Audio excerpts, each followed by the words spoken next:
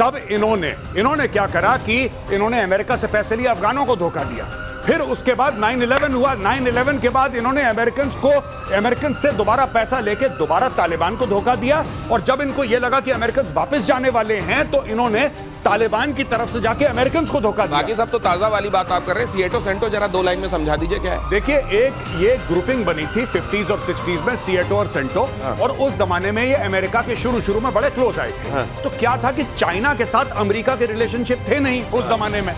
तो पाकिस्तान ने उस वक्त भी दलाली खाई थी, बोला था कि अच्छा हम चीन से भी बात करते हैं, अमेरिका से चलो आपको मिला लेते हैं। नमस्कार, बहुत स्वागत है आपका उस शो में जिसका नाम है प्रतिशोध। और आज इस वीकेंड प्रतिशोध में खास तौर से हम इसलिए जुटे हुए हैं क्योंकि ऑपरेशन मिडनाइट हैमर, जो लोगों को लग रहा था कि होगा नहीं, लेकिन यहां जो लोग मौजूद थे उनको, और मौजूद हैं उनको, कई दिनों पहले दिखाई दे गया था कि ये बहुत जल्द होने वाला है। हमारे साथ मेजर गौरव आर्य, जिन्होंने ये कह दिया था। असल में ये शुरुआत बहुत पहले हुई थी जब इन दोनों ने, हमारे साथ एयर वाइस मार्शल पीके श्रीवास्तव भी हैं। एयर मार्शल श्रीवास्तव ने पहले दिन ये कह दिया था, आज से कई दिनों पहले जब ये बात हो रही थी कि ईरान के पास हथियार हैं, गए उन्होंने बनाने के बहुत करीब है, अब नहीं किया दुनिया ने तो बहुत देर हो जाएगी, ऐसा लग रहा था। इजराइल में बैठे लोग सुन रहे हैं। मेजर गौरव आर्य लगातार ये बात कह रहे थे कि आप देखिए यहाँ डिसेप्शन का खेल चल रहा है। पहले ओमान में बात की बात हुई थी, अगले दिन इजराइल ने हमला कर दिया था। आप देखिए ये कह रहे हैं 2 हफ्ते का टाइम ना, ये मारने वाले हैं। क्यों कह रहा हूं आगे आपको दिखाऊंगा, पहले ये खबर देखिए। ईरान इजराइल जंग में अमेरिका की एंट्री। अमेरिका ने ईरान के 3 एटमी ठिकानों पर अटैक किया। फोर्डो, नतांज, इस्फहान के एटमी प्लांट पर अटैक भारतीय समय के मुताबिक सुबह 4:30 बजे B-2 बॉम्बर्स ने उड़ान भरी, गए, बंकर तबाह किया। और ये फोर्डो एक पहाड़ी है वहां पर जहां नीचे काम चल रहा था ये एनरिचमेंट का। वहां जाकर बहुत दिनों से जो बात हो रही थी कि फोर्डो ही वो जगह है जिसको फोड़ दो, ये विचार कर रहा है अमेरिका, और फोड़ दिया गया। मेजर गौरव आर्य, मुझको लगता है अब आपको एक बढ़िया सा वो कि यहाँ बाबा जी मेजर गौरव आर्य हैं और इनसे आशीर्वाद लेकर ले जाओ जियोपॉलिटिक्स की भविष्यवाणी। नहीं, ऐसा नहीं। बट जो मैंने दिनेश देखा इसमें होते हुए काफी समय से, हम लोग देखते हैं, सर भी यहाँ पे हैं, मेरे सीनियर हैं, हम लोग ये देखते हैं कि ऑप्शंस क्या हैं, क्या क्या हो सकता है। 1 हो सकता है, 2 हो सकता है, 3 हो सकता है, और इन 3 में से सबसे ज्यादा पॉसिबल क्या है। अगर कोई ये कहता है कि मेरे पास एक पहाड़ है, पहाड़ के अंदर एक न्यूक्लियर फैसिलिटी है, और न्यूक्लियर फैसिलिटी के बिल्कुल वो 200 फुट नीचे है, और इजराइल के पास कोई हथियार नहीं है, तो फिर सेकंड ऑप्शन ये होता है कि भाई अगर इजराइल के पास नहीं है तो किसके पास है। बोला साहब ये तो अमेरिका के पास है। अच्छा, डोनाल्ड ट्रंप जो है वो मान जाता कि आप लॉजिकल थिंकिंग पे सब कुछ कहते हैं। अगर आपने ये ना कहा होता ये मीर जाफर है, मुनीर नहीं है, ये मीर जाफर है, आप इतना करीब कैसे देख लेते हो चीजों को। जरा देखिए क्या क्या बातें हो। यहां तो आप देख रहे हो हुआ क्या, आप सब यहां पर देख रहे हैं। प्यूरिफिकेशन प्लांट था, एनरिचमेंट प्लांट था, यूरेनियम को शुद्ध किया जाता था, परमाणु हथियार बनाने के बहुत करीब थे। कई दिनों से इस पर अटैक कर रहा था इजराइल, लेकिन उसका हैमर उतना काम कर नहीं रहा था। तो आज बड़ा वाला 100 सुनार की एक लोहार की टाइप से वो लेके आए, उन्होंने फोड़ दिया। लेकिन सवाल ये है सर, रेडियो एक्टिविटी तो रिपोर्ट की नहीं जा रही है। अगर वहां फूट ही गया होता और वहां जो बम रखे हैं बनाए वाले वो अगर फूटे होते तो कुछ तो रिपोर्ट होता। फुकुशिमा टाइप नहीं होगा, चेर्नोबिल टाइप नहीं होगा। आप ऐसे सोचिए, चेर्नोबिल नहीं होगा, फुकुशिमा नहीं होगा, नहीं होगा, रेडिएशन नहीं होगा। होगा क्या? वो बता रहे हैं। होगा ये कि जो ये जिस उससे बॉम्ब से मारा है वो 2.6 इंच 2 फीट 6 इंचेस का ही है। अच्छा, इतना बड़ा छेद करता है। उसका नाम है मैसिव ऑर्डिनेंस पेनिट्रेटर। वो पहले 200 फुट पेनिट्रेट करके अंदर जाएगा, उसके बाद फटेगा। जब फटेगा तो सारी चीज उसके ऊपर आ जाएगी। तो किधर का रेडिएशन तो दब गया। और आपको पता है अभी उनकी अच्छा, आप ये कह रहे हैं कि ऊपर का मलबा जाके उसमें गिर जाएगा तो रेडियो एक्टिविटी को बाहर आने का टाइम नहीं बात कर रहे हैं। असल में ये कब्र बना दी गई उन बमों की, पूरी कब्र बन गई है 300 फुट नीचे। पूरी दुनिया ये कह रही है, और खुद ईरान ये कह रहा था। एक सेकंड, ये अगला फ्लैश कीजिएगा, लेकिन उससे पहले ईरान ये कह रहा था कि रेडियो एक्टिविटी तो रिपोर्ट होती, हमने तो पहले ही वहां से अपना माल गायब कर दिया था। दुनिया भी ये सोचने लगी कि वाकई अगर फोड़ा है, इतना बड़ा हथौड़ा मारा है, तो फूटने के बाद रेडियो एक्टिविटी रिपोर्ट होती। वहां क्यों नहीं मिल रही है? क्या वाकई पहले से सरकार लिया था माल वहां से? ऐसा नहीं है, कब्र बन गई है। लेकिन एक चीज है, आपने ये जो बात कही थी, कहते हैं ये B-2 बॉम्बर्स भी जब वहां गए, पाकिस्तान के एयर स्पेस का इस्तेमाल रिफ्यूलिंग के लिए हुआ, पता नहीं हुआ कि नहीं हुआ, ऐसी बातें भी चल रही हैं। आपने कहा था कि ये जो दावत हो रही है अमेरिका में, ये दावत नहीं हो रही है, ये मुनीर को बताया जा रहा है कि कहां कहां पर हम मौजूद होंगे, क्या क्या करेंगे, और तुम चुपचाप बैठे रहना, हो सके तो नोबेल के लिए हमको प्रपोज कर देना। जी, आपने ये कहा था, जरा मैं दिखाता हूं, ये दिखाइए जरा मेजर गौरव आर्य ने क्या कहा था, उसके बाद बात करते हैं। कई बार बोला था और प्रतिशोध पे बोला था कि पाकिस्तान का बहुत अहम रोल है। ये जो इसको खाना खिला रहा है ना वहां पे बुला के व्हाइट हाउस में, जो इनकी तारीफें कर रहा है कि देखो पाकिस्तान कितना अजीम मुल्क है, कोई अजीम मुल्क नहीं है। बेसिकली मीर जाफर को पैसे पहुंच गए। जो पाकिस्तान ने करा है, ईरान की पीठ पे खंजर उतारा है। पाकिस्तान इज अ बैकस्टैबर नेशन, ये धोखेबाज मुल्क है और इन्होंने इस्लामी बिरादरी मुल्क होने का ढोंग रचा और ढोंग रचने के बाद इन्होंने गद्दारी करी है। और इस कदर कि अब पाकिस्तान में भी मुनीर मीर जाफर के नाम से पुकारे जा रहे हैं। धन्य हैं आप। नहीं साहब, धन्य तो मुनीर है और मुझे लगता है कि डोनाल्ड ट्रंप और नेतन्याहू को एक बार so called field marshal Asim Munir को थैंक यू बोलना चाहिए, क्योंकि असली में उनका डिस्कशन हो ही नहीं रहा है।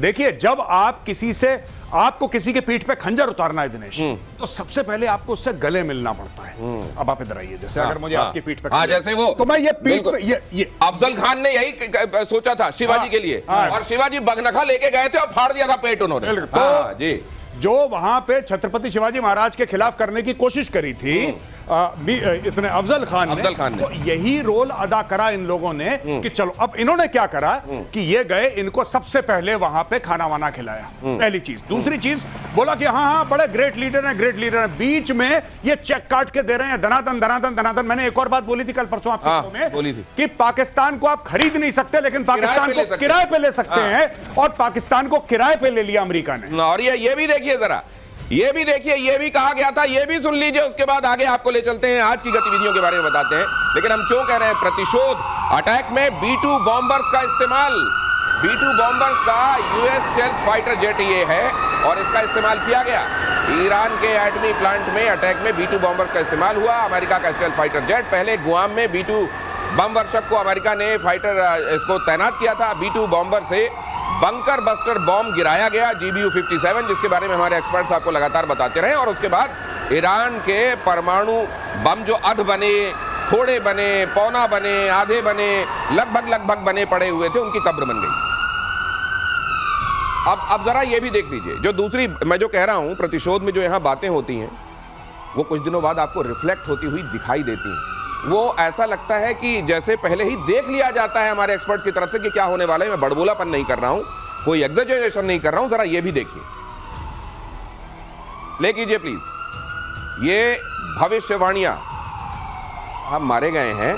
बाघेरी साहब को एक घड़ी गिफ्ट की थी मुनीर साहब ने, और उस घड़ी में ही कहा यह जा रहा है कि कोई इक्विपमेंट ऐसा लगा था जिससे पूरा इंटेलिजेंस मिल रहा था कि पहनने वाला अब कहां बैठा है, अब कहां सो रहा है। अगर ऐसा है तो खुदा खैर करे, उम्मत वालों को ऐसा तो नहीं करना चाहिए। अगली खबर, अब यहां पे ये जो घड़ी का जिक्र आप देख रहे हैं ना, ये पहले कहा सुनी में था, आज दुनिया इस पर स्टैंप लगा रही है। अब ऑफिशियल प्लेटफॉर्म से भी आपको ये खबर मिल रही है कि ये हुआ था, मुनीर जी ने घड़ी दी थी। देखिए साहब, मैं आपको बता रहा हूं, ये पाकिस्तान का बहुत पुराना किरदार है, आज का नहीं है। इन लोगों ने अमेरिकन को पहले धोखा दिया सिएटो सेंटो में, फिर ये चाइना के पास चले गए। जब वॉर ऑन टेरर शुरू हुआ, जब पहला अफगान जिहाद शुरू हुआ 79-89 के बीच में, तब इन्होंने क्या करा कि इन्होंने अमेरिका से पैसे लिए, अफगानों को धोखा दिया।